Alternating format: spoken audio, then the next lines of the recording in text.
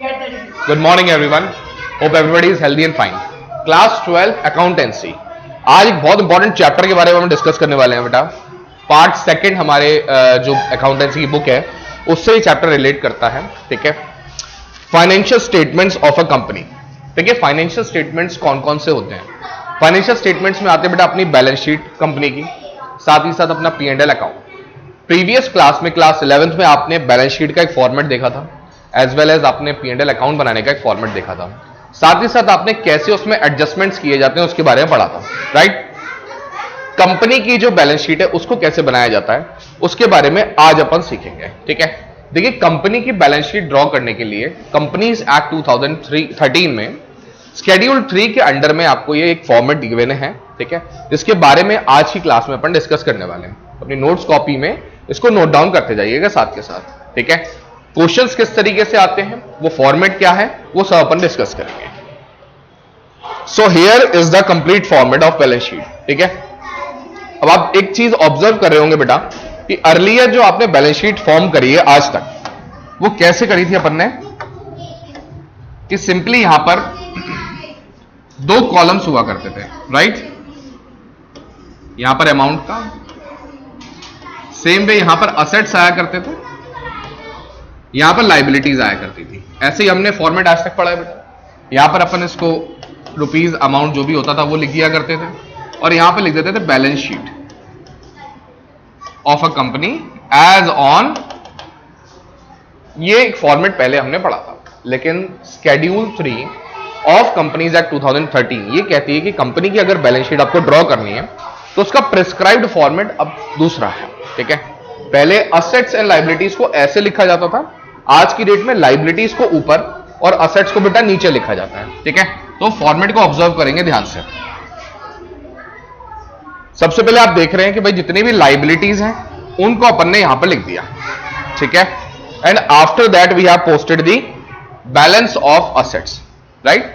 यानी जो पहले लेफ्ट एंड राइट में पोस्ट किया जाता था उसको अपन ने अब वर्टिकली पोस्ट कर दिया। ठीक है, साथ ही साथ नेक्स्ट कॉलम आप यहां पर एक स्पेशल देख पा रहे हो जहां पर लिखा हुआ बेटा figure as at the end of current reporting period. यानी ये करंट ईयर में जितना भी balances in particular liabilities and assets का है वो यहां पर लिखा जाएगा। साथ ही साथ इसी के नेक्स्ट कॉलम में आप देख पा रहे हो figure as at the end of the previous reporting period. यानी पिछले साल में इन्हीं एसेट्स एंड लाइबिलिटीज का जो भी बैलेंसेस गिवन थे वो अपन यहां पर पोस्ट करेंगे। तो कितना इजी हो जाता है यहां पर कंपेयर करना दो ईयर्स के लाइबिलिटीज एंड एसेट्स को। सीधा सीधा अपन बैलेंस शीट को देख करके तुरंत बता सकते हैं भैया हमारी एसेट्स कितनी इंक्रीज हुई, लाइबिलिटीज कितनी इंक्रीज या डिक्रीज हुई, राइट। तो कंपैरेटिव सा आउटलुक जो है वो इससे निकल करके आता है।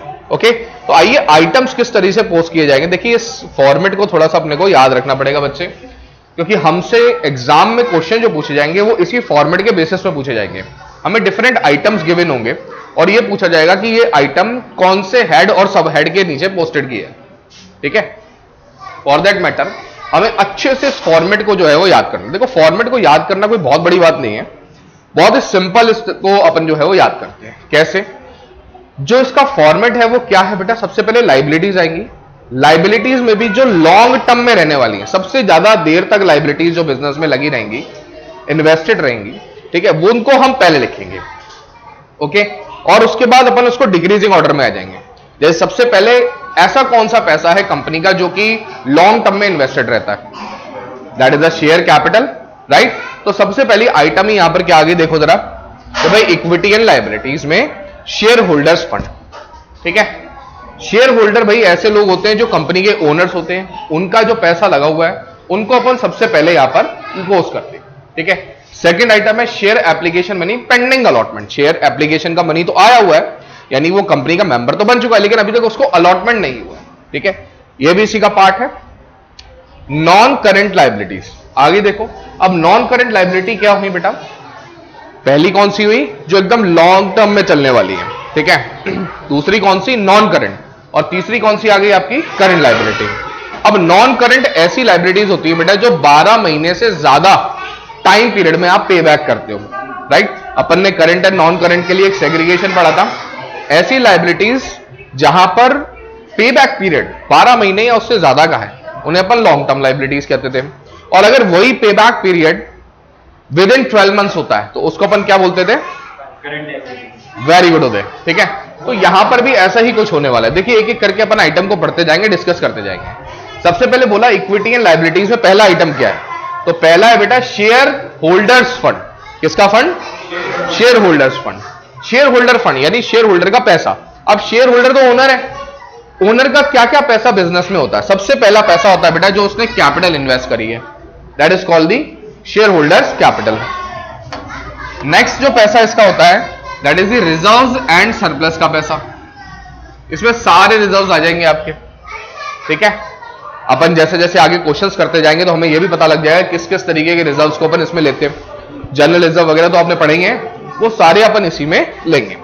थर्ड आएगा बेटा money received against share warrants. ये इसी तरीके से क्वेश्चन में आपको गिवन होगा, सेम इसी स्टेटमेंट के तौर पर। आपको कुछ नहीं करना, उठाना है सीधे यहां पर इसको पोस्ट कर देने का, ठीक है। First item shareholders fund is completed. Let's move to the second one which is called the share application money pending allotment. जैसे मैंने अभी आपको इसके बारे में भी बताया, ठीक है। ये भी एक लॉन्ग टर्म इन्वेस्टेड कैपिटल है जो बिजनेस में रहती है। After this comes the non current liability. Non current liability मतलब जिनका पे back period more than 12 months है, राइट, मोर देन 12 मंथ्स पे बैक पीरियड। तो कौन सी ऐसे पैसे हैं जो हम 12 महीने से ज्यादा में चुकाते हैं? तो बेटा सबसे पहला है long term borrowing. Long term borrowing मतलब ऐसी बोरिंग जो हम 1 साल से ज्यादा में पे बैक करने वाले हैं। अपन ने डिबेंचर्स चैप्टर पढ़ा था, तो debenture is also long term borrowing, ठीक है। अब डिबेंचर्स दो तरीके के पढ़े थे, याद करो अपन ने, सिक्योर्ड एंड अनसिक्योर्ड, राइट। दोनों ही अपन लॉन्ग टर्म बोरिंग के अंडर में ही पोस्ट करते हैं बेटा, ठीक है। सेकंड कॉल दी डेफर्ड टैक्स लायबिलिटी नेट, कि भाई हमें पता है कि हमें टैक्स तो पे करना ही है, ठीक है। तो हम पहले ही इसका प्रोविजन एक तरीके से बनाकर चलते हैं।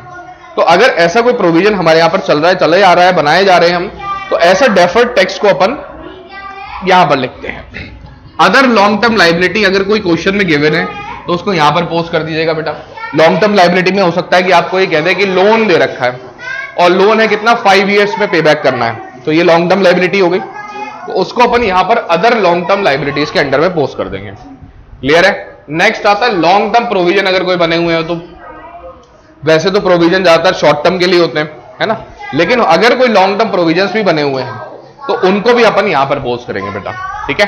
तो फर्स्ट आइटम हो गया आपका shareholders fund, second item हो गया share application money pending allotment, third major head हो गया नॉन करंट लायबिलिटी। अब आते हैं लास्ट हेड पर जिसका नाम है करंट लायबिलिटीज, ठीक है। करंट लायबिलिटी यानी जिसको अपन विद इन और इक्वल टू 12 मंथ्स में पे बैक कर देंगे, उन्हें अपन क्या बोल देंगे बेटे? Current liability. अगर वो करंट लायबिलिटी यानी सिंपली 12 महीने के अंदर अंदर चुका देनी है या खत्म कर देनी है उसको। तो पहली लायबिलिटी ऐसी कौन सी है बेटा? That is called the short term borrowing. Short term borrowing कौन सी? कि भाई आज लिया, विद इन 12 मंथ्स उसको चुका दिया, तो वो क्या हो गई आपकी शॉर्ट टर्म बोरिंग। इसी में आगे कहता है भैया शॉर्ट टर्म प्रोविजन बोरिंग अपने समझी। Then here comes the trade payable. देखो ट्रेड पेबल्स क्या होते हैं बच्चे? ट्रेड पेबल्स में दो चीजें आती हैं। एक आता है आपका, यहां पर अपन इसको नोट डाउन कर लेंगे,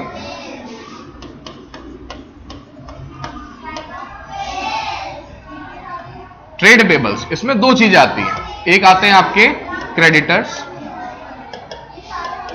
ठीक है, सेकंड आपका आता है बिल्स पेबल, ठीक है। ये दोनों मिलाकर के ट्रेड पेबल्स बनते हैं, ठीक है बेटा। डेटर्स क्रेडिटर्स कौन होते हैं?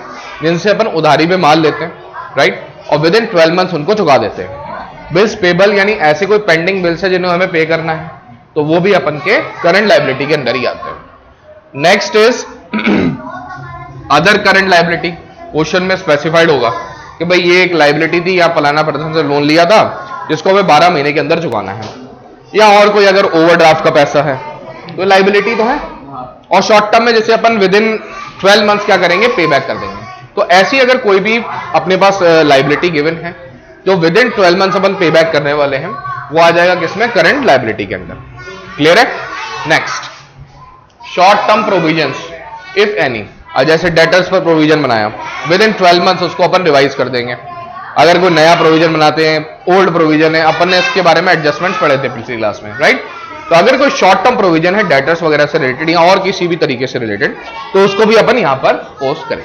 ओके, आगे देखो, इसी में आगे अपन चलते हैं। तो इन सब अमाउंट्स को अपन कर देंगे बेटा टोटल, ठीक है, और उस टोटल को अपन लिख देंगे यहां पर, ठीक है बेटा जी। यहां पर एक स्पेशल कॉलम आपको दिख रहा होगा नोट नोट नंबर। देखिए स्पेसिफिकली यहां पर अब ये चीज आई है कि अपन को नोट्स टू अकाउंट्स बनाने होते हैं बेटा। क्या बनाने होते हैं? यानी हर एक आइटम जो आप यहां पर लिखोगे, यहां तो सीधा सीधा उसका फाइनल अमाउंट आप पोस्ट करोगे, लेकिन उससे रिलेटेड अगर कोई भी कैलकुलेशन है तो उसको आपको बैलेंस शीट खत्म होने के बाद में नीचे जो है नोट्स टू अकाउंट्स में दिखानी पड़ेगी, ठीक है। तो वो कौन सा नोट नंबर है? सपोज करो मैंने रिजर्व्स एंड सरप्लस के लिए कोई नोट बना रखा है, उस नोट नंबर है 3, तो उस नोट नंबर को यहां पर मैं पोस्ट कर दूंगा 3। सपोज करो मैंने लॉन्ग टर्म प्रोविजंस के लिए कोई अगर नोट बना रखा है, पुराना था, नया और ऐड हो गया, ठीक है, तो पूरा एक वर्किंग नोट क्रिएट किया, उसको नोट टू अकाउंट कहा जाता है। उसका नोट नंबर जो है पर्टिकुलरली उसको यहां पर पोस्ट किया जाएगा। क्लियर? आगे देखते हैं बेटे। अब अपन ने क्या किया, सिंपली लायबिलिटीज का टोटल कर दिया। अच्छा, सेकंड वाले कॉलम में प्रीवियस ईयर की जितनी भी लायबिलिटीज है उनका टोटल आया हुआ होगा। सपोज करो ये 20 लाख है, ठीक है, ये 25 लाख है, तो यहां पर आप सीधा सीधा कंपेयर कर पा रहे हो कि भाई प्रीवियस ईयर में कितना पैसा था लायबिलिटी के तौर पर और आज की डेट में कितना है, राइट। तो ये इसमें अपन सिंपली कंपैरिजन कर पाते हैं। Here comes the asset side now. देखो असेट्स में भी बिल्कुल सेम वैसे ही करना है अपने को जैसे अपन ने लायबिलिटीज में करा। क्या कि पहले लॉन्ग टर्म इन्वेस्टेड असेट्स, ठीक है, और फिर धीरे धीरे जैसे जैसे टाइम पीरियड शॉर्ट होता जाएगा तो अपन असेट्स को भी उसी पीरियड में उसी अकॉर्डिंग ऑर्डर में लिखते जाएंगे। जैसे सपोज करिए सबसे पहला जो अपना लॉन्ग टर्म इन्वेस्टेड असेट है वो क्या होता है? Non current asset. Non current asset ऐसा जिसे हम 12 मंथ से ज्यादा के पीरियड में रियलाइज करने वाले हैं। देखो असेट कोई भी हो एक रियलाइजेबल वैल्यू होती है उसकी, राइट, तभी वो एक असेट है। तो ऐसे असेट जो 12 मंथ से ज्यादा टाइम में आप रियलाइज करने वाले हो उसको अपन क्या कहने वाले हैं? Non current asset. अब सर कौन से ऐसे असेट्स हैं जिसे लॉन्ग टर्म में अपन लेते हैं, राइट, वो अपन देखते हैं। So here it is, non current asset में सबसे पहला जो बेटा आपका असेट आता है विच is called the fixed asset. अच्छा, फिक्स्ड असेट्स कौन से असेट्स होते हैं बेटा? डेफिनेटली जैसे प्लांट एंड मशीनरी जो आज तक हमने पढ़े हैं, ठीक है, लेकिन फिक्स्ड असेट्स को भी हमने फर्दर सेग्रीगेट किया हुआ है नई बैलेंस शीट में। पहला है बेटा टेंजिबल असेट। टेंजिबल कौन से? जिन्हें हम छू करके देख सकते हैं सब, प्लांट एंड मशीनरी, ये सब हमारे क्या है? बिल्डिंग है, ये टेंजिबल भी है और नॉन करंट भी है। तो आपसे पूछा जाएगा, आइटम दे दिया सपोज कीजिए भैया प्लांट एंड मशीनरी, अब इसका हेड क्या होगा, सब हेड क्या होगा? तो आप बताओगे जी हेड तो रहेगा क्या? नॉन करंट, और इसका सब हेड रहेगा फिक्स्ड असेट्स के अंडर में टेंजिबल असेट्स। क्लियर है? सेकंड आते हैं आपके इनटेंजिबल असेट्स। अच्छा, इनटेंजिबल जिन्हें हम देख नहीं सकते, although they are having an realisable value, ठीक है, तो ऐसे भी असेट्स अगर कोई है तो अपन उसको इसमें पोस्ट करते हैं, ठीक है। कैपिटल वर्क इन प्रोग्रेस अगर कुछ है हमारे पास, यानी स्टॉक है साहब जो भी वर्क इन प्रोग्रेस में, लेकिन है तो ना, है तो असेट, तो वो अगर कोई ऐसी इन्वेस्टेड कैपिटल है तो उसको अपन नॉन करंट में लिखते हैं। Intangible asset under development, suppose करो हम बिल्डिंग बना रहे हैं साहब, अब बिल्डिंग को बेटा बनाने में टाइम तो लगता है, राइट, 2 साल 3 साल हो सकता है लग जाए, भाई बड़ी बिल्डिंग बना रहे हैं अपन, हो सकता है साल भर से ज्यादा लग जाए। तो ऐसी कोई अंडर कंस्ट्रक्शन अगर असेट है तो उसको भी अपन यहां पर लिखेंगे, ठीक है। लेकिन यहां पर इसने इनटेंजिबल असेट बोला है, ठीक है, जो अभी प्रोग्रेस में है, अगर बिल्डिंग भी होगी तो भी अपन उसी में काउंट करेंगे, ठीक है। Here comes now non current investment. ये बढ़िया चीज है भैया, जैसे अपन कहते हैं हमने कहीं पर पैसा इन्वेस्ट किया हुआ है, ठीक है, तो वो पैसा कहां लिखोगे आप? जिस पर रिटर्न आना बाकी है। अब रिटर्न हो सकता है कि 1 साल में आ जाए, लेकिन जनरली बेटा जितने भी इन्वेस्टमेंट्स होते हैं वो 1 साल से ज्यादा के लिए होते हैं, राइट, तभी उस पर फायदा भी ज्यादा मिलता है, राइट। तो वो क्या हो गए आपके नॉन करंट इन्वेस्टमेंट्स में आ गए। क्लियर है? Next it is the deferred tax assets. यहां पर देखो लायबिलिटी में भी था ये, अगर कोई रिफंड आता है तो उसे अपन असेट साइड में लिखते हैं बेटा, ठीक है। इसकी भी कैलकुलेशन होती है, जब अपन इसका क्वेश्चन करेंगे तब हम उसको डिस्कस करेंगे, ठीक है बेटा। Long term loans and advance, अब आप सब कहोगे भाई कि सर लोन है तो असेट में कैसे, एडवांसेस हैं तो असेट में कैसे? बेटा ये वो लोन्स हैं जो कंपनी ने दूसरे को दिए हैं। Whenever company gives loan to any other company और पर्सन, तो वो उसको कलेक्ट करने के लिए, उसके लिए क्या हो गया, वो एक तरीके से असेट हो गया। सपोज कीजिए आज मैं as a person Aditya Bisht को अगर कुछ भी पैसा लोन पर देता हूं, ठीक है, तो आदित्य बिष्ट मेरे लिए क्या हो गया, एक डेटर हो गया, राइट। तो मेरे लिए वो एक असेट की तरह क्रिएट होगा। तो यहां पर भी ये वो लोन्स हैं जो कंपनी किसी XYZ कंपनी या फिर किसी पर्सन को लोन पर दे रखा है, ठीक है। एडवांसेस अगर किसी से रिसीव हुए हैं बेटा, अगर किसी से पैसा एडवांस में रिसीव हो गया, ठीक है, या वो है या फिर दिया, बताओ ये देने वाला है या लेने वाला है? यानी कंपनी ने पैसा दिया, ये वो वाला एडवांस है या फिर कंपनी के पास आया वो वाला एडवांस है? आया हुआ। बेटा अगर आया हुआ एडवांस है तो वो लायबिलिटी होता है, ठीक है। अगर पैसा आपको एडवांस में रिसीव हो गया then it will be called liability for the company. और अगर आपने किसी को पैसा दे रखा है एडवांस, वो आपके लिए एसेट है। प्रीपेड एक्सपेंसेस सुना था, तो वो क्या था, वो एडवांस ही तो है, राइट। तो अगर कुछ ऐसा पैसा है जो आपने एडवांस में दे रखा है, तो उसको अपन यहां पर पोस्ट कर देंगे। इसके बाद में अगर कोई और नॉन करंट एसेट है, क्वेश्चन में स्पेसिफाइड होगा भैया कि ये फलाना एसेट और है जिसका रियलाइजेबल वैल्यू 12 मंथ से ज्यादा है, तो उसको भी अपन यहां पर पोस्ट कर देंगे। तो अपन ने ई जो पॉइंट है उसको अपन ने ओपन छोड़ा हुआ है। हो सकता है कोई और भी एसेट्स हो, क्वेश्चन में स्पेसिफाइड हो, जो लॉन्ग टर्म में है, तो उसको यहां पर पोस्ट करना, ठीक है। ये सब आपने कितने क्या पढ़े, नॉन करंट एसेट, ठीक है। ऐसे ही हम पढ़ेंगे अब क्या, करंट एसेट्स। अच्छा करंट एसेट्स कौन से एसेट होते हैं बेटा? वेरी गुड, जिनका रियलाइजेबल वैल्यू क्या होता है, विद इन 12 मंथ्स और इक्वल टू 12 मंथ्स होता है। अब ऐसे कौन से एसेट्स है भाई जिनको अपन एक साल या फिर एक साल के अंदर अंदर रियलाइज कर लेते हैं? तो सबसे पहला इसमें आता है बेटा आपके करंट वाले इन्वेस्टमेंट, ठीक है जी। एक कौन से थे, लॉन्ग टर्म 12 महीने से ज्यादा वाले। एक कौन से, करंट, जिन्हें अपन 12 महीने के अंदर अंदर ही चुका देंगे, ठीक है। Next here come the inventory. Inventory में हर चीज आ जाती है आपके, स्टॉक वगैरह, ठीक है, लूज टूल्स वगैरह सब इसी में अपन ने पढ़े थे। Third is trade receivables. अच्छा जैसे ट्रेड पेबल्स के दो पार्ट थे बेटा, क्रेडिटर्स एंड बिल्स पेबल, ऐसी ट्रेड रिसीवेबल के भी दो पार्ट्स होते हैं, ठीक है। कौन कौन से?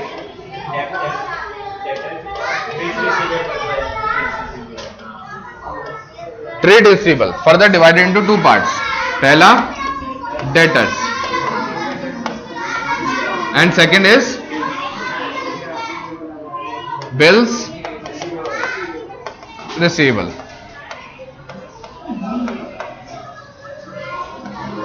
फाइन। तो यहां पर अगर ट्रेड रिसीवेबल लिखा है तो इसमें मतलब दो चीजों का पैसा है, या तो डेटर का या फिर बिल्स रिसीवेबल, और यहां पर दोनों का। क्लियर है? Here comes next cash and cash equivalent. अब आप कहेंगे सर कैश, कैश कौन सा? बेटा कैश एट बैंक भी एंड कैश इन हैंड भी, ठीक है। अगर ऐसा कोई पैसा कंपनी के पास है तो उसको अपन यहां पर लिख देते हैं, ठीक है। कैश, क्या ये करंट एसेट है? बिल्कुल है भैया, कैश से ही तो सारे एक्सपेंडिचर्स वगैरह करते हैं, या फिर अगर कोई पैसा आता है तो भी कैश में ही आता है, तो ये बढ़ता या घटता रहता है विद इन 12 मंथ्स, इसलिए अपन इसको यहां पर करंट एसेट्स के अंडर में लिखते हैं। Here comes next short term loans and advances, ठीक है, एंड अदर करंट एसेट। देखो अब यहां पर एक आइटम गिवन था, long term loans and advances, ठीक है। ये वो वाले लोन्स है जो आपने एक साल से ज्यादा के लिए दे रखे हैं, या फिर ऐसा पैसा एडवांस में जो आपने एक साल से ज्यादा के लिए दे रखा है। वही अगर इसी का उल्टा किया जाए, शॉर्ट टर्म में हो, तो अपन इसको यहां पर पोस्ट कर देंगे, right. Here comes the last point which is called the other current asset. जैसे वहां पर अदर करंट लायबिलिटी होता था बेटा, right, other short term provision यहां पर था, अदर लायबिलिटीज था, ठीक है। तो सी पॉइंट है आपका अदर करंट लायबिलिटी। ऐसे ही आपका यहां पर एक पॉइंट दे दिया क्या, अदर करंट एसेट। अगर क्वेश्चन में कोई और अदर करंट एसेट दे रखा है तो उसका अगर बैलेंस होगा तो अपन उसको यहां पर पोस्ट कर देंगे, ठीक है। ये सब बैलेंसेस पोस्ट करने के बाद में जो भी टोटल आएगा बेटा यहां पर लिख दिया जाएगा, उसको प्रीवियस ईयर का टोटल यहां पर होगा, ठीक है। अब आप इजीली इसको रिकॉग्नाइज कर पाओगे कि भाई ये वाला बड़ा है, कम हुआ है, कंपैरिजन उसका हैंड टू हैंड हो जाएगा, राइट।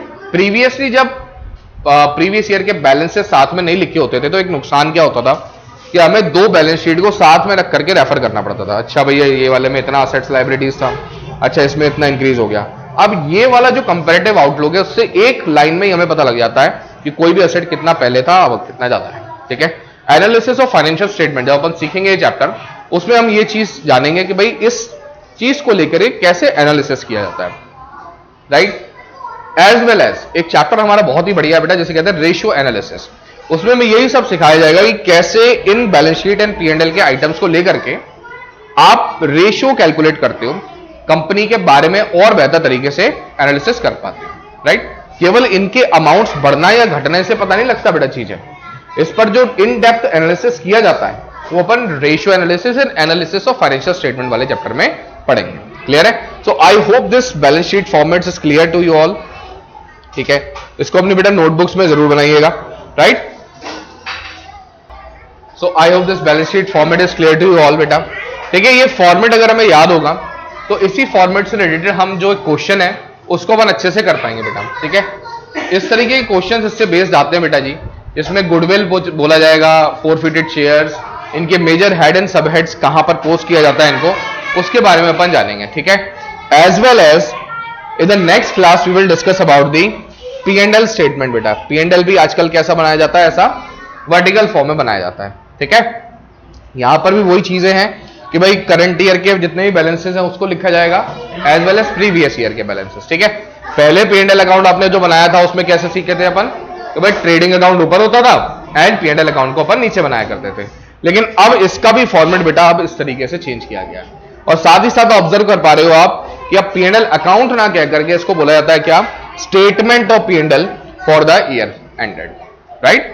ऐसे ही वहां पर भी बैलेंस शीट का नाम अब चेंज होकर क्या हो गया है, if you will observe balance sheet and statement of balance sheet as at 31 March 2023। ठीक है, तो ये कुछ चेंजेस हैं जिसके बारे में अपन अपनी फर्दर क्लास में डिस्कस करेंगे। Okay, I hope this balance sheet format is clear to all. अच्छे से इसको याद कीजिए ताकि क्वेश्चंस अपन उसके आगे कलर जो है वो कर पाए। Okay, thank you.